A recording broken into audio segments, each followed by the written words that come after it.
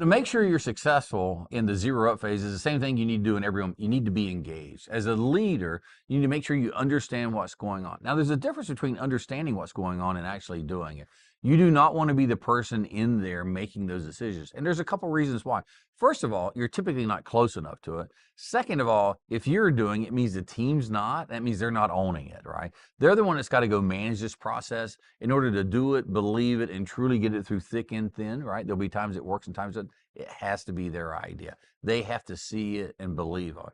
As the leader, you have to keep the big picture, which says, does this work? Do I believe it? Does the math work after that? Is there enough headcount coming out? Does it give me the goal? Remember, as a CEO, my number one job is to set that goal. I have to do the counting, if you will, myself and my CFO, to say, does this get us there? Because there's no need of putting a plan in that ultimately does not deliver the results that we want. You must have a shot at getting there. It's key as the leader, you understand that.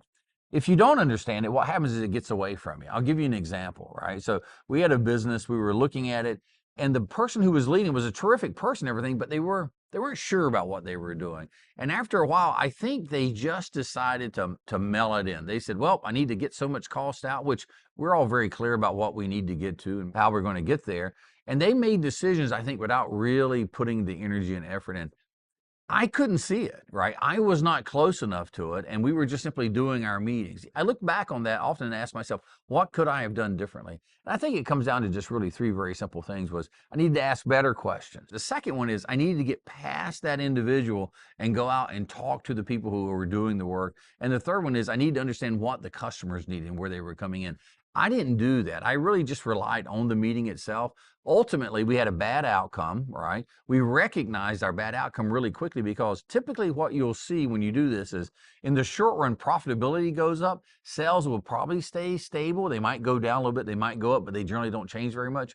Our profitability and our sales went down. That is a huge red flag. That's something's going wrong because we do this not really to save money. That's not the goal. The goal is to take better care of our customer, and their actions tell us if they're happy or not. So if your sales start going down, your profitability goes down, it tells you the customer isn't happy. Ultimately, as a leader, that's when you need to jump in, start asking the questions. Sometimes it was just an unintended consequence. Other times it was we just didn't do the work, right? One of our key pieces around the 4 commandments is be data driven. If you follow the data and you're looking at what's happening, you should see a result.